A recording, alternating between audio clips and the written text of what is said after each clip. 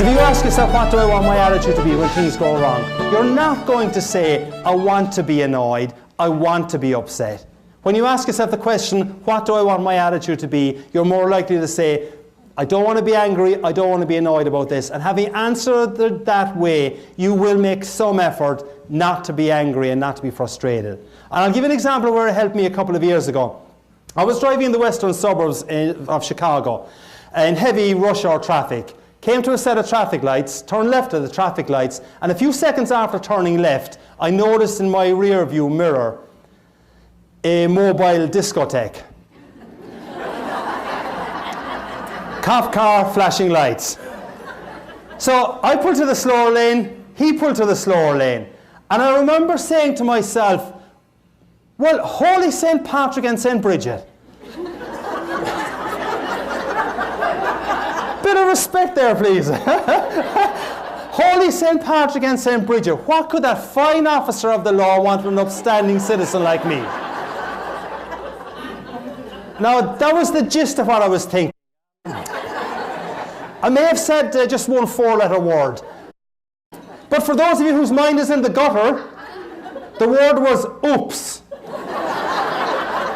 Which, as you all know, stands for uh-oh, police, stop. Right, so I pulled into a little small parking lot at the side of the road, and as I was pulling in, I said to myself, now why does he want to speak to me? And the only reason I could figure why he might want to speak to me was when I had turned left at the traffic lights. They were slightly red, but not by a whole lot now, mind you. So, he is there on his computer checking me to see if, in my case, I'm a member of the Irish Republican Army, or even worse, a Cubs fan. Go White Sox! I have to tell you, depending on who I'm speaking to, I obviously try and put in a kind of an answer to that gets a reaction. But when I was speaking up near the Green Bay area a couple of years ago, I made the comment that the cop was checking to see if I was a member of the Irish Republican Army, or worse, a Packers fan. I didn't think I would get out of that room alive. So he was there checking my computer to see what my record was like. And I asked myself the question that I said you should ask when things go wrong. So I asked myself the question, what do I want my attitude to be? And I said there's no point in being antsy and annoyed about this. He probably doesn't understand the concept of slightly red lights. So in my side mirror, I see him walking up towards me, and this being Chicagoland area, I prayed that he had an Irish name. I prayed that he had this vision of Ireland, that the roads are still unpaved, that milk is brought to the creamery via donkey and cart, and that traffic lights, if they exist at all, are, well, basically advisory. I look up, Officer Schmidt, who proceeded to tell me in minute detail what I had done wrong. He asked for my license and he asked for my insurance. Now, none of this is made up, I promise you. I had asked myself the question, what do I want my attitude to be? As he is looking at my license, he says to me, sir, I like your attitude. I'm thinking, woohoo, I'm getting away with this. Then he looks at my insurance and he says, sir, your insurance certificate is out of date. My wife normally looks after that, officer.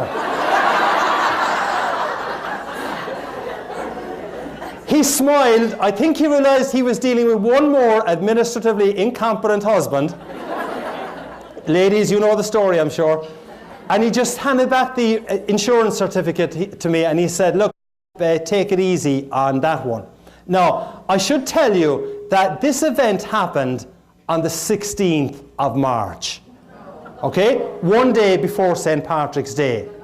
So the rest of the conversation went as follows. We're having great good fun, and as you will see, it continued that way. So the rest of the conversation went, how much will this cost me, officer? He said, I'll cite you for the red light. I'll leave you go on the insurance. That'll cost you $75, sir. $75? Do you know how many pints of Guinness I can get tomorrow for $75?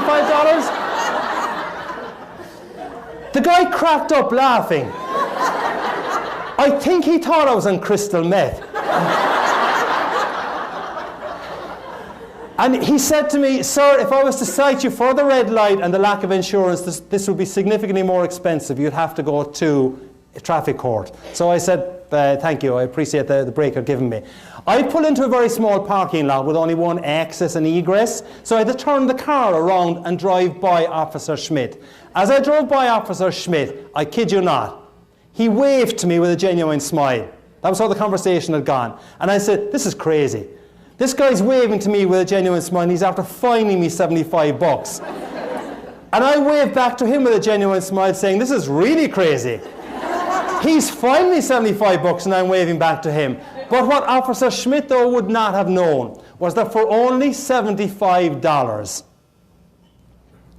I had got a really memorable anecdote about the importance of asking yourself a really powerful question when things go wrong. And when things go wrong, and they will for every single person in this room at some stage, the question to ask yourself is, what do I want my attitude to be? It's a powerful question. If you get stuck in a traffic jam on the 88 this afternoon or 3:55 or going home and there's nothing you can do about it, ask yourself the question, what do I want my attitude to be?